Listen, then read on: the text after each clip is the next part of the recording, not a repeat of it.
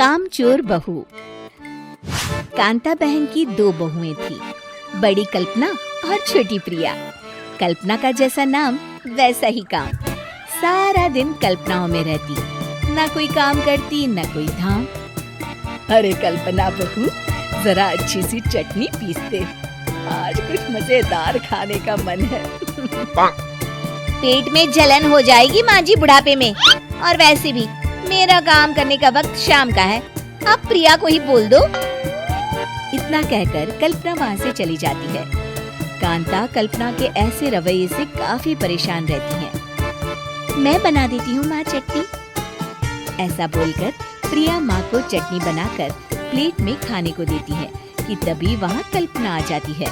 अरे वाह चटनी, जरा चख कर तो देखूं, बड़े दिन हो गए।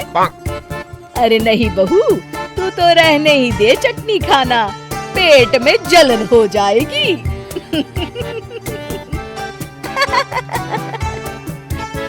इतना कहकर कांता और प्रिया दोनों हंसने लगते हैं। कल्पना सारा दिन या तो मोबाइल में YouTube देखती या फिर सोती रहती। उसका कमरा भी बिखरा और गंदा रहता। एक दिन कल्पना का पति अशोक उससे कहता है, अरे कल्पना, जानवर भी उस जगह को साफ कर लेता है जहाँ वो बैठता है, तुम तो इंसान हो, कैसे इतने गंदे कमरे में रह लेती हो? देखो सारा सामान यहाँ वहाँ बिखरा पड़ा है। ज्यादा अपनी माँ का बोल ना बोलो। हाँ, कमरा तुम्हारा भी तो है, गंदा लग रहा है तो साफ कर लो। पता नहीं तुम्हारे साथ मैं कैसे जिंदगी बिताऊंगा। इतना कहकर अशोक वहाँ से चला जाता है। कल्पना बस खाना खाने कमरे से बाहर आती और फिर से कमरे में चली जाती। इससे कांता बहन काफी परेशान रहती। एक दिन प्रिया कांता से कहती है, माँ, मैं सारा दिन काम करके थक जाती हूँ, आप कल्पना दीदी से कहिए ना कि सुबह और शाम का काम बांट ले। मैं तो अब सिर्फ एक वक्त का ही काम करूँगी। हाँ। अरे तू वो भी ना करना, एक बहू तो कामचोर थी ही, दूसरी भी आ गई काम ना करने के बहाने लेकर। तभी वहाँ प्रिया का पति रमेश आ जाता है। माँ, मैं देख रहा हूँ भाभी कोई काम नहीं करती, प्रिया सारा दिन घर और रसोई का काम करती है, अब कुछ करो ना माँ। कांता मन में कुछ सोचती है और कल्पना के पास जाती है। कल्पना फोन पर मेकअप करना देख रही होती है। कल्पना, तुम सारा दिन बस मोबाइल देखती हो, घर का कोई काम भी कर लिया करो। प्रिया सारा दिन काम करके थक जाती है।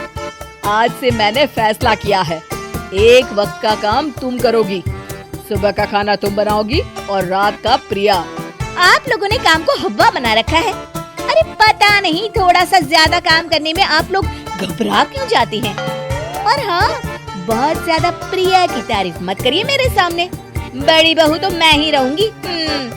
मैं कुछ नहीं जानती, कल सुबह मुझे वक्त से खाना चाहिए, रसोई में आ जाना, वरना कल से तुझे खाना नहीं मिलेगा। अगली सुबह कल्पना रसोई में नहीं आती है।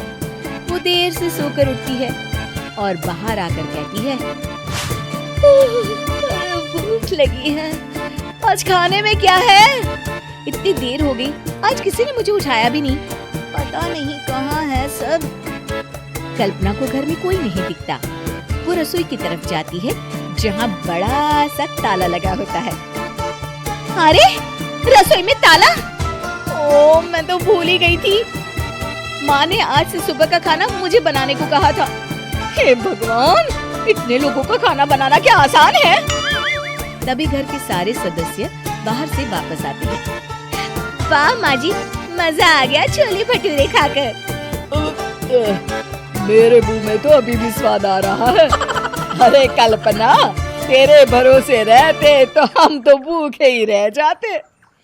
कल्पना को बहुत गुस्सा आ जाता है। अब बहुत हो गया, आज से मैं अपनी रसोई अलग कर रही हूँ, मैं अपना खाना खुद बना लिया करूँगी। कल्पना अपनी रसोई अलग कर लेती है, पर आए दिन उसका देर से उठना और काम न करने की आदत से वो भूखी ही रह जाती थी। उसी के सामने घर के लोग अच्छे अच्छे पकवान खाते और कामचोर कल्पना को जैसे तैसे ही खाना बनाकर खाना पड़ता। पर एक दिन तो हद ही हो गई। माँ, दीदी आज सुबह से कमरे से बाहर नहीं निकली, हमें जाकर देखना चाहिए। सो रही होगी कामचोर कहीं की। और तुम कहती हो तो चलो देख लेते हैं उसे। कल्पना कमरे में पेट पकड़कर बैठी होती है। हाय मेरा दर्द, पेट दर्द के मारे मर रही हूँ मैं।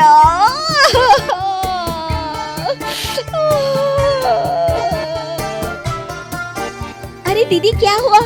पेट में दर्द क्यों हो रहा है? डॉक्टर को दिखाया आपने?